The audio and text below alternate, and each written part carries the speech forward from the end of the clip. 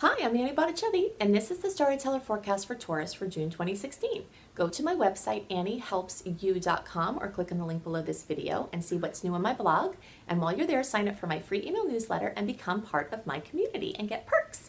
So what's going on in the month of June? We've got two major convergences of heavy hitters, outer planets, that when they come together, they bring major life-changing events. So we've got not one, but two of those. Plus we have Mars going direct at the end of the month, and we'll talk more about that. But first, let's talk about things specific for Taurus.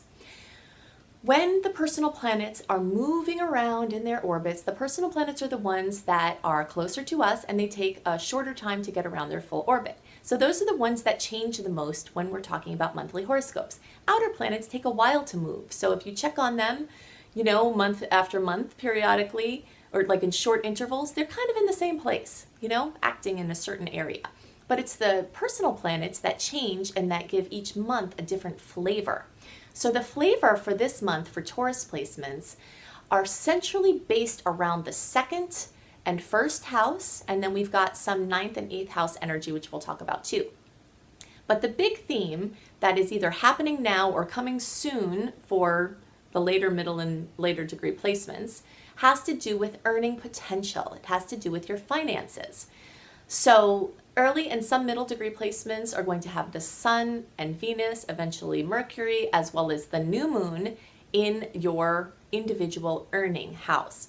So many of you will make more money. You'll have a new stream of income come in. You'll have a new potential come in. Something like maybe that isn't showing the money yet, but that it will come. After the downfall of my real estate empire, as I call it, which was my main source of income as I did this type of work as a hobby, I was working on turning this type of work into my job, but at the time it didn't make money. When you first are starting something, it takes a little while to build a business. And my mom would say, you need to get a job. And I would say, I have a job. And she would say, it doesn't make any money. That's the kind of energy that is brewing in June, where something could be happening that is a major cog in the wheel of your future financial success, but it hasn't happened yet. It brings an optimism, it brings a ray of hope, it brings a bright light, so something involving your future earning potential, or it could actually just start showing up now. So that's very exciting. The second house also has to do with things of value. So like an item of value. So many of you might see something that you've been wanting that is more expensive than things you usually buy come in. Something of value coming to you because of this focus on the second house. The second house also has to do with emotional self-sufficiency. So just like a new level of self-sufficiency, and sometimes that involves financial, sometimes it involves other things. Just kind of you having your own thing going on in a bigger way. The second house has to do with your money, and it also has to do with how you value things. So one way to have more abundance is to make more money. And that's what most people focus on. I need to make more money because I don't have enough money and I need to make more. Or I make money, but I need to make more. That's one way to have abundance. Another way to have abundance is to focus on simplicity. There's a growing movement that I am a part of and I am happy to see in humanity where people are starting to take stock of material things and not see success in the making of money, the managing of the money, and then the buying of things. That this story of simplicity and desires and needs is being revised, where in many cases less is actually more. So if you cut a bunch of expenses, like trim the fat in your budget or just needing less, you're going to have more and just revel in this simplicity. So for some of you, an awareness of this could come in. Like if you have really high overhead and you're sick of working all the time, having to pay for that overhead, and you decide to downsize into something and spend that time that you would have been trying to earn the money and then the time with buying and managing the things, if you just cut that all out of the equation, you might find that you could work quite a bit less and enjoy your life more. So these are the kind of things that are brewing for the second house, or in the second house for Taurus placements. The rest of the middle and late degree placements, and to some degree the earlier degree placements, because Mercury will linger there for a while, there's this story, and then the new moon for the middle and later degree placements will be centered around the first house. The new moon is on June 4th at 14 degrees of Gemini. And so the personal planets, the new moon, this energy in the first house is very much about your physical body. It has to do with your image, what you're presenting to the world. So if you see yourself a certain way, but then if you take stock of what you're putting out there to see if what you're wanting to present and what you are presenting, there's integrity there or there's integration there, you might find that there's a disparity between those things. If you want to look and feel great, but you are not having your diet and your exercise program, doing what it needs to do in order to create that, then you can make those changes. There's a lot of energy around redefining yourself. And this is a carryover from birthday time, and there's still this energy lingering or even new things moving in there, telling this story about what is it that you want to present? What are you all about? What is your mission? What do you want? Why do you feel like you're here, and how can you bring that in a bigger way? And what things are interfering with that? And how can you shift those things? Those are all the questions and things that are happening right now. So the full moon is happening on June 20th. For the early degree placements, I think that I did the differentiation, but just a reminder again, the early degree placements are the April born or 0 to 9 degrees. If you're watching for your rising sign, middle degrees are May 1st through 10th or 9 through 19 degrees. And late degree placements are May 11th through the end of the sign, or 20 to 29 degrees. So early degree placements will have the full moon, so fullness, completion, fruition, something dramatic in a good way, something dramatic not in a good way, centered around publishing, education, teaching, learning, international connections, religious or spiritual studies. Some people will experience with this full moon some sort of crisis of the soul, where maybe a certain religion or a way of being spiritually comes up with a test, and there's something that's not jiving, and you decide that you're going to make some changes, or maybe you don't have resonance with something at your church or something like that. Or with a study program, some of you will end a course of study. Some of you it'll be through graduation. Some of it will be that you're deciding you're not going back to school. The middle and later degree placements are going to have this fullness, completion, fruition, possibly drama, possibly happy news, involving an intimate relationship, so like marriage or a collaborator or a family member, something having to do with family money or other people's money, sweepstakes, lotto, anything like that. If you get the urge to buy a lotto ticket, you could win a little money there. The 8th house has to do with credit and debit, cards and things like that. It has to do with all loans, borrowing money, getting funding for something. So there could be something notable. If you haven't been paying bills, this full moon could bring that up to a head and put it in your face. So many people are bogged down in debt. And I could talk at length about this on a spiritual holographic level, but from the current perspective of the astrology, if there's something you've been avoiding, it might have to be dealt with at this point. And if you want to be proactive, you can get very far with this energy, is the point. There are so many groups, organizations, so much information that can empower you with a plan to get out of debt. And as I've mentioned before, if you want to work on this on the spiritual level, check into the Ho'oponopono. It's Ho'oponopono. This is a Hawaiian forgiveness prayer that can help clear out karma within you that has to do with debt and the guilt, shame, blame cycle. And clearing that out within you can also clear out your debt in the outer realms.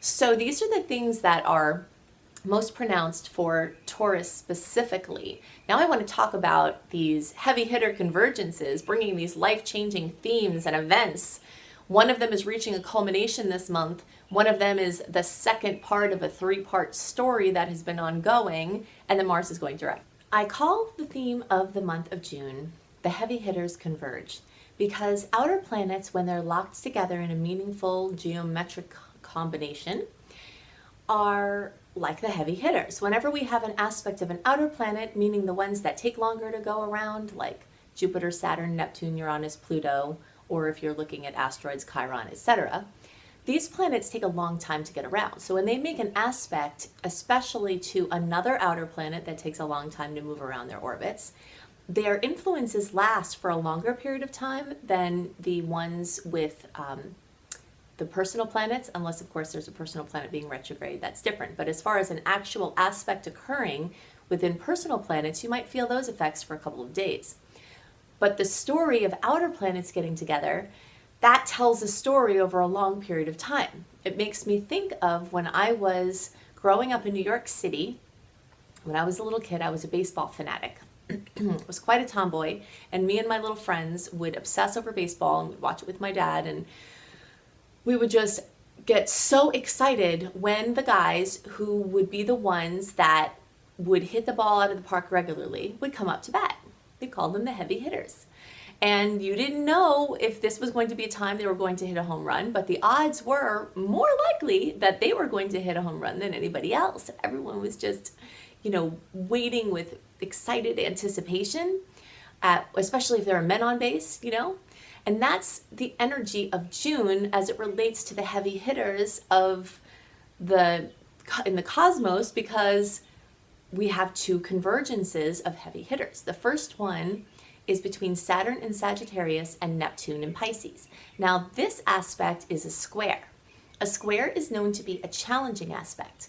I don't want you to fear squares, however, because sometimes it's a square that we need, or a point of conflict that we need to crack open something up to another level, It's like it's a point of conflict that from it, you can completely improve your life and your life experience.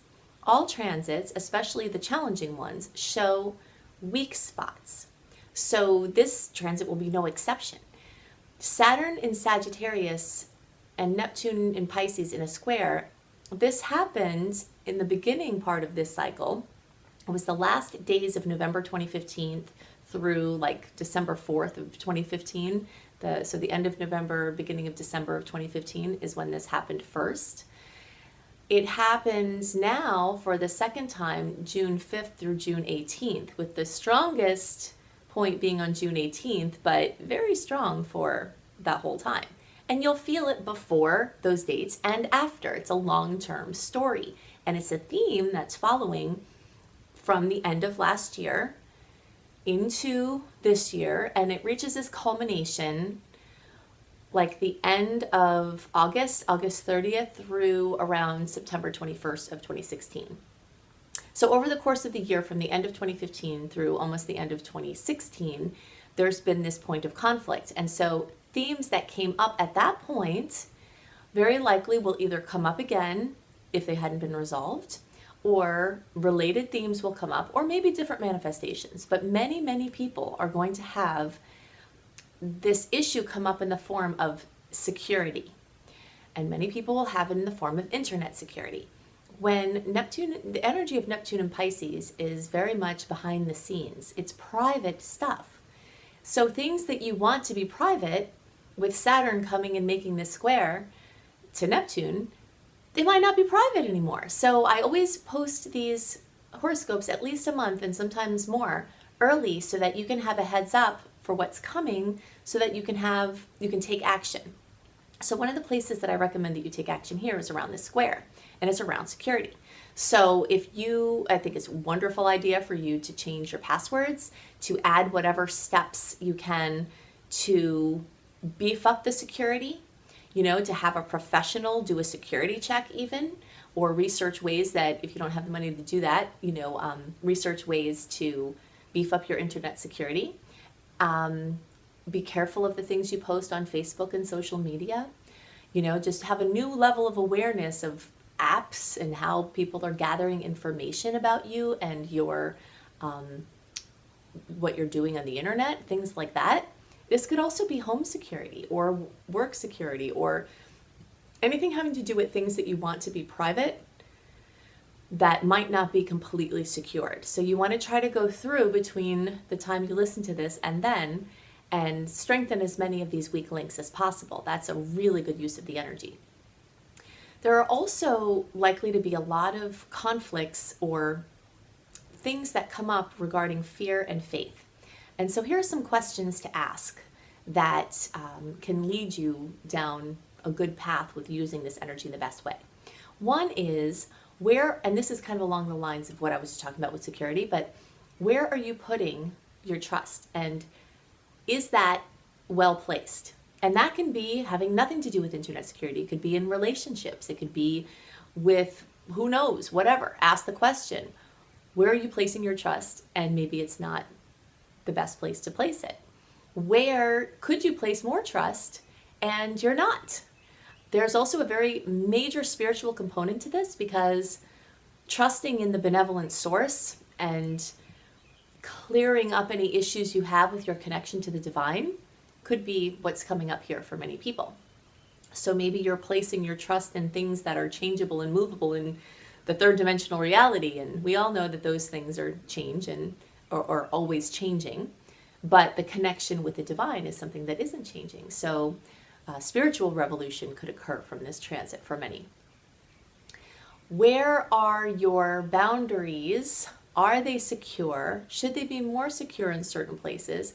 And should they be less secure in certain places? Sometimes we're putting up walls in places where we really want something to come in, you know? So this square can bring up all of those things. If you want more love to come into your life, if you want more money to come into your life, figuring out where you're putting up blocks to receiving those things is going to be relevant for many people. Of course, I always love suggesting inner work because sometimes this boundary setting thing is not in our conscious control. It's very much in our unconscious program. And the only way that you can really get at those unconscious programs is by working on the unconscious level. One of the books that I talk about all the time that works very well for helping you to set healthy boundaries in places where you need them and take some extra walls away in places where you're trying to bring more in is a book called The Presence Process by Michael Brown. It's masterful for that. So you can look to see where your boundaries need to be bolstered and where you need to be a little bit more lax in certain places, things like that. It's like the showdown between reality and illusion, you know, and form and formlessness. So all the many ways that those conflicts can come up, this story has been brought up at the end of last year for special focus, and the story is getting stronger now, and it will reach its culmination at the end of August into September. So the next major convergence of heavy hitters we have, and this one I'm all smiles about, even though you know I'm going to make lemonade out of the challenging one and tell you how you can make the most of it, when there's a really great aspect like a trine, like this second convergence, which is between Jupiter in Virgo and Pluto in Capricorn, I'm going to be really excited about that. So Jupiter in Virgo is very much about everything Virgo, expanding everything Virgo. And Virgo has to do with your health, your diet, your regimen, yoga, meditation, medical diagnostics. Many people have had major enigmatic health stories, and they're trying to, like a super detective, get to the bottom of what is happening with their health. And Pluto is the best ally in this because Pluto goes deep into research. Pluto rules research. And Pluto in Capricorn is very practical. So having this trine, which is strongest between June 23rd and June 30th, and again, there's a story with this. It started in mid-October 2015. It happened the second time mid-March 2016. And now it reaches its culmination with this aspect at the end of June. So many people who have been on a wild health journey, you might have some massively good news, or at least massively enlightening news that can then put you in the direction for better health. many people are going to see movement forward in the arena of health or diet or anything like that. If you are a person who has MS, autoimmune, any other kind of autoimmune things, inflammatory based problems, colitis, anything involving inflammation, problems with your skin, anything that just seems like whatever you're doing to it, you're not hitting it at all. There's a couple of resources I'm going to recommend for your journey. One is a book called Medical Medium. Medical Medium is a Hay House book, and I'll put it in the link below this video. And it is very interesting. It's very different, and maybe some of you won't resonate with it, but many more people are going to have a lot of answers come here. But he's basically talking about how many of the things that are plagues for our time, from the health perspective, are actually based in virus. And I know that research that I've seen about cancer, they're finding more and more cancers are linked to viruses. So this isn't really very surprising, or metaphysical for that matter, even though the person who brings it is a medium, between worlds. The information is very much based in science from what I've been researching myself. So there could be a viral component to the things that you think are not virally based, and by treating it, you could all of a sudden heal from something that you're not supposed to heal from. Now, of course, I'm not a doctor. I'm not giving medical advice. I'm offering a resource that could change your life. So check out Medical Medium, Hay House. And another idea is to get some genetic testing.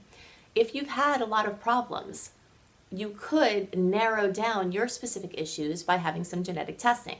A basic genetic test that will give you a lot of information and is not as expensive as some of the other ones is called 23andMe. It's the number 23andMe. And this will let you know if you have certain parts of your liver function that don't work, which would create all these other problems. If you have certain liver pathway problems, etc., or other things that could be relevant to your health. There's someone else that I'm going to recommend. His name, and I'll put all of these links underneath this video, and is a man, his name is Gino, and he is a friend of mine who is very gifted with understanding how science and physiology work, and he has helped many people heal from things that were considered terminal. So if you look up genospassion.com, or I think it's .com, or I'll put the link below here, maybe Gino can assist you with your particular situation. And he likes to work along with your doctor to see your blood tests and things like that. So many people are going to have good news or breakthroughs along those fronts, and maybe some of these resources will be part of that.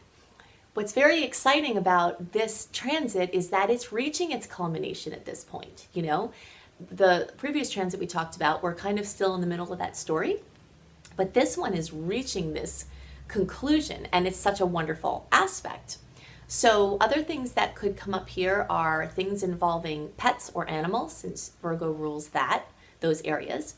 Also involving your quality of work experience or daily experience. Virgo rules what you do every day, what your experience is like every day.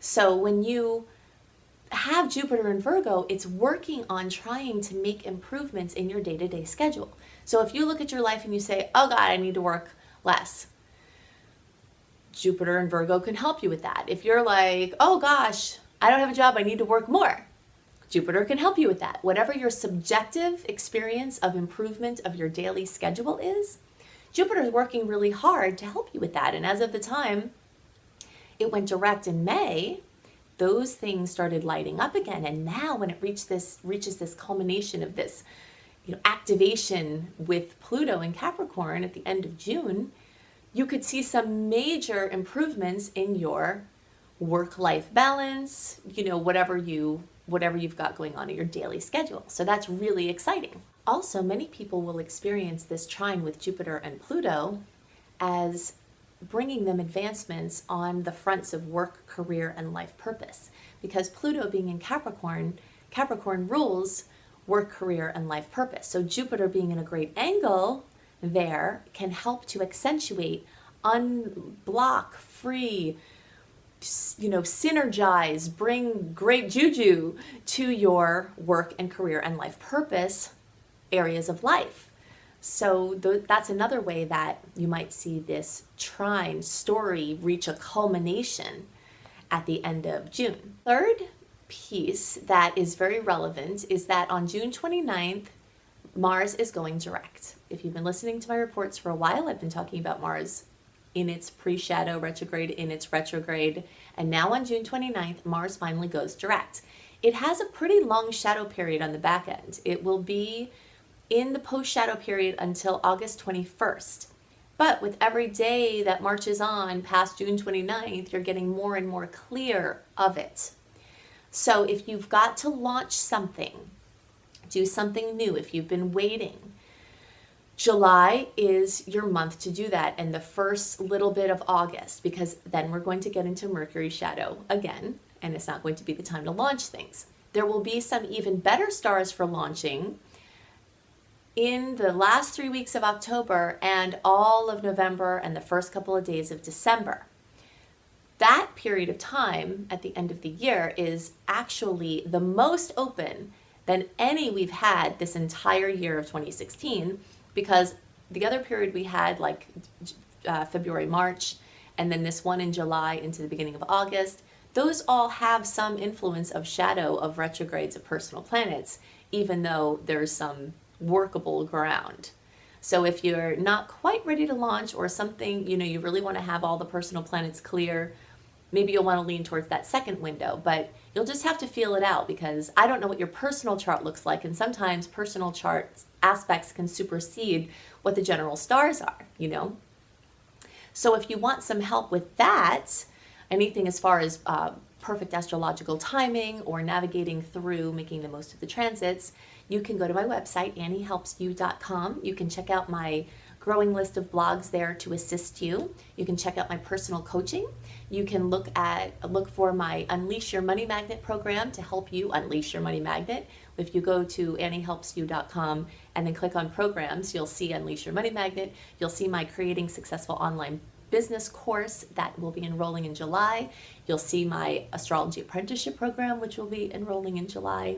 And you'll see my Shine program, which is a 28-day virtual coaching program, which helps you to make the most of the starry potentials by clearing out your inner blocks. And while you're there, definitely sign up for my free email newsletter and become part of my community and get all kinds of cool opportunities and information that come along with being in that group. So I hope you have a wonderful month, and I'll see you next month. Bye.